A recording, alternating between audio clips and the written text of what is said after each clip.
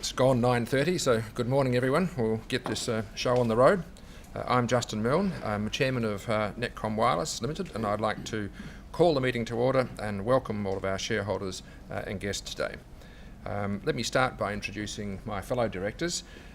First of all, if you could just wave when I sing you out, to Stuart Black, who's Chair of our Audit Committee, Ken Boundy, Non-Executive Director and Chair of People and Rem, and Jackie Korhonen, our newly minted Executive Director, David Spence, second newest Executive Director, David Stewart, who's been around since time began, and Ken Sheridan, who's our Chief Executive Officer and Managing Director. And on the end of the table is Chris Last, who is our Chief Financial Officer and here today in his capacity as Company Secretary.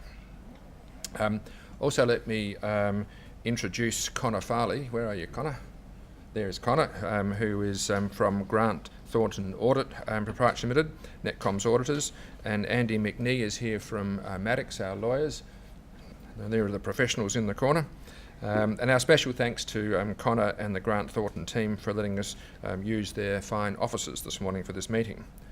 Now, I don't have any apologies.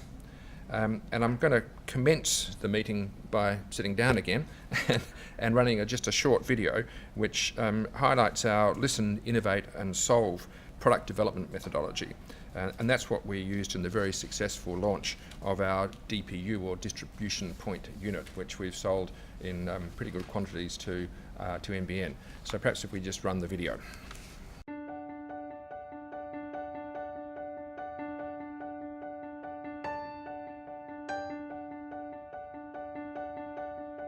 At NetComm Wireless, we're trying to get results that are exactly what customers need. To do that, we've got a methodology which we call Listen, Innovate, Solve. It's the cornerstone of how we operate as a business.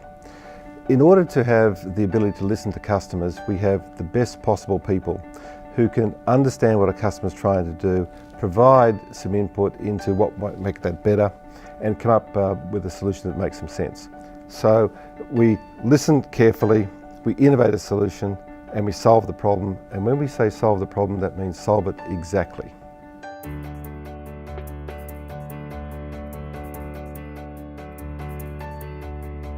When we initially started to think about FTTC, some of the key points was around how to enable this technology when we launched to be a self-install product. And this included things like, can we deploy the equipment before we actually want to activate customers? Can we do this work up front to not have to then go back to the premises after we release the locations? The original engagement with NBN started with their CTO group, their technology strategy group, looking at solving a problem around installation of fibre to the home and fibre to the node. And they had a series of technology building blocks that they were evaluating for the purpose of taking a product to the market, which ended up becoming fibre to the curb.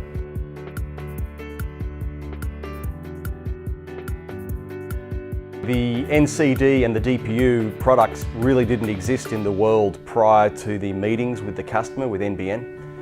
And the result of those meetings was a whole bunch of challenges and problems that NBN had and they wanted solved. So we come back to the office, pulled together a creative team of engineers and people that could work on new solutions, and we brainstorm a bunch of ways to solve those real-world problems. So a case in point is actually helping NBN with their issues around their fibre to the curb program, which actually comes in two parts. Part one is in relation to the distribution point unit itself, which goes in the pit outside a person's home, and also the NCD, which goes inside the person's home. And the NCD was a product that from gestation to finalisation, 5.5 months, that is light speed in terms of product development timing. And we had a really good interaction with NBN about exactly what they wanted to have, including small issues like LEDs that showcase on the device. Some people, customers of NBN, love those LEDs. Some people hate them. So we came up with a little slider that could actually showcase the LEDs on or slide it to have them off. And small things like that make a difference to the outcome that the customer gets.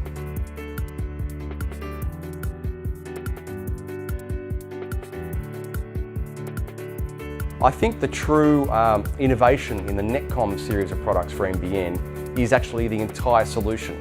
It's not the DPU on its own, it's not the NCD on its own, it's not the way the device is installed. It's all those things in combination that together plays part of the distribution point solution for NBN. Collaboration between NBN and NetComm has been outstanding. We've had ongoing communication throughout every trial we've done, every testing period, everything we've executed to make sure that if there's anything we ever need, we've had really great communication and timely responses and basically being able to solve any challenges immediately.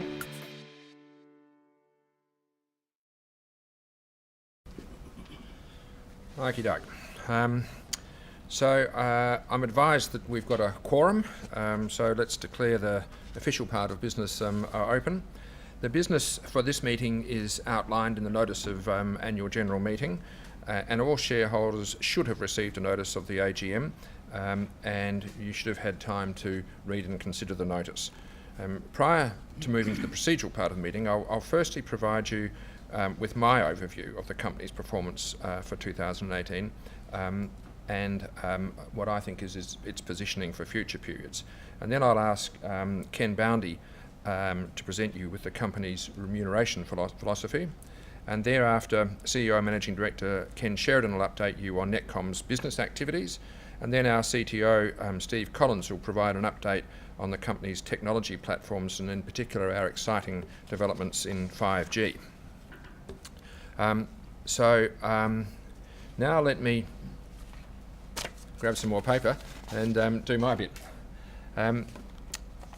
So I'm delighted to welcome you to the 2018 AGM of NetComm, and let me just take a few minutes to review with you the incredible growth that the company's had over the last few years. So let me take you through some numbers on the screens. Our annual revenue has increased from 59 million in 2012 to 182 million in 2018.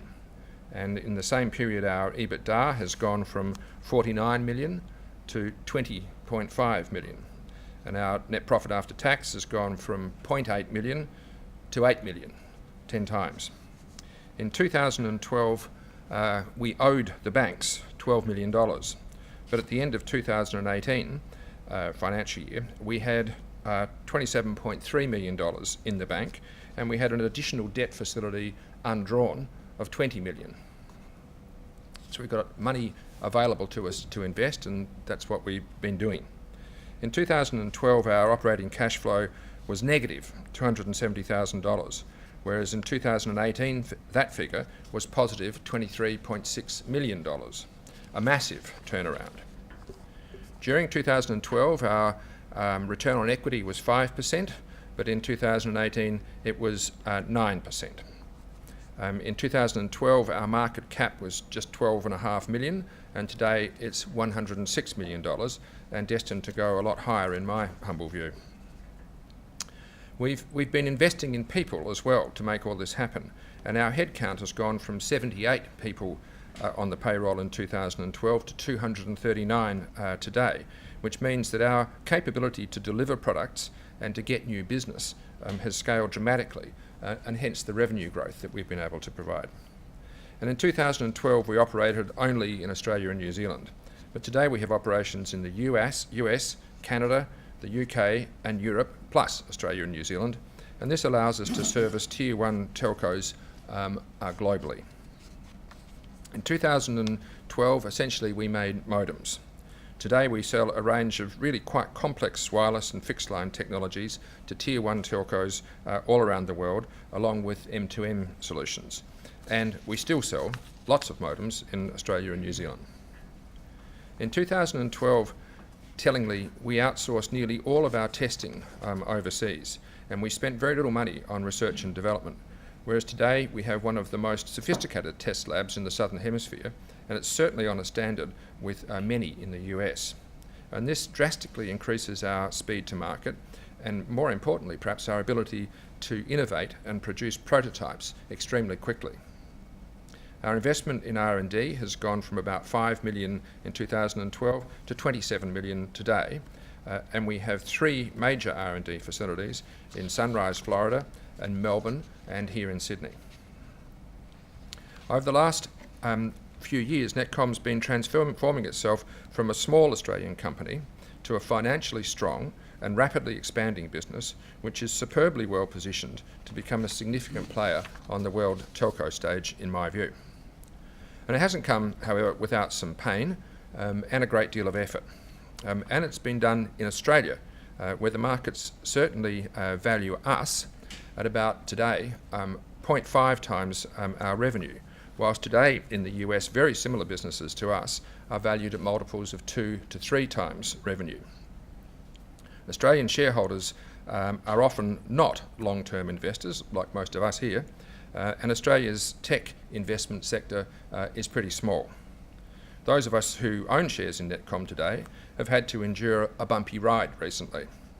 When the board decided to invest in our 5G capability and at the same time guided the market that next year would see similar levels of underlying profitability to this year, some investors fled our stock the very next day. And most regrettably, our price came off significantly.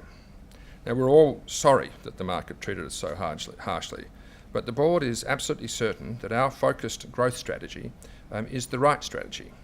As NetComm becomes a global player, it'll produce significant wealth for our shareholders, but not without investment in people and capability. It's clear that the world is on the brink of another huge technology leap into 5G. And it turns out that NTC is superbly well positioned for that, with 4 major global telcos currently progressing extremely interesting projects with us, projects that will leverage our world-class skill in fixed wireless and broadband technologies. Steve Collins is going to have more to say about 5G shortly, but let me briefly review just some of the products that we're selling today. Our distribution point unit, or DPU, allows telcos to rapidly and cost-effectively deploy fibre down the street, but use the existing copper connection to the house for the last 20 metres or so. Speeds from this combination of technologies are blistering, and we're currently selling or pursuing opportunities in Australia, Britain, Canada, the US and Germany. Our network connection device, or NCD, connects to the DPU in the street, but the NCD is inside the home, and it contains some secret sauce which has helped us to make our FTTC product the one that has the highest satisfaction scores from all of NBN customers. Now, this product is our fixed wireless product, and interestingly, it's got NBN's second highest satisfaction scores. And we're currently selling variations of this product in Australia, of course, but also in the US, Canada, and we're pursuing some very promising opportunities in other markets. This product is also a 4G fixed wireless product, but unlike the one before, it doesn't require an external aerial. It's a product that we are currently developing in conjunction with a Tier 1 US telco. And this product is a 4G wireless machine-to-machine device, which is currently powering quite a large number of intelligent Coke machines all around the world, courtesy of Vodafone. The board, I need to say, believes strongly in succession planning, both for the executive and the board. And over the last couple of years, we've welcomed the appointment of 3 new non-executive directors. David Spence has brought tremendous public company telecommunications and tech experience to the board. Many of you will know David, and he's got a lot of experience which we're pleased to have. And then talking of experience, of course, David Stewart rejoined the board at the end of 2017, and we're delighted to have his experience back in the camp to draw on again. And then Jackie Colhonen joined the board on the 27th of August this year, and we'll hear from Jackie soon, but I'm delighted to welcome her as a seasoned leader, a public company CEO, and a technology and sales veteran. During 2019, we'll see more changes to the board and the executive as we bring new skills in to help us achieve our goals, and of course we'll use proper process to make those changes as they occur. Now, Ken Boundy is retiring at the end of today's AGM, and on behalf of the board, I do want to thank Ken for his outstanding contribution over the last 6 years as a non-executive director and chair of the NOM and REM committees. Ken has been a wonderful comrade, an outstanding contributor to NetComm, He's a very, very high quality individual with unimpeachable ethics and exemplary team spirit. I certainly wish Ken all the very best for his future endeavours and thank him again on behalf of all NetComm shareholders.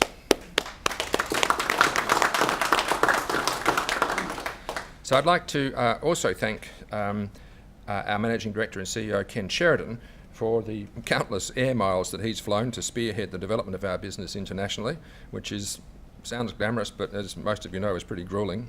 And also I want to thank all of our highly talented staff for delivering a record result during FY18 through their hard work and frankly through their brilliance in engineering and execution. And lastly, of course, I want to thank you, our shareholders, many of whom have been with us for a long time. We appreciate your continued support as we grow the business over the long term and as we deliver on the exciting potential that we all see ahead of us. So now let me hand over to Ken Boundy to provide some details on our remuneration philosophy. Thanks, Ken.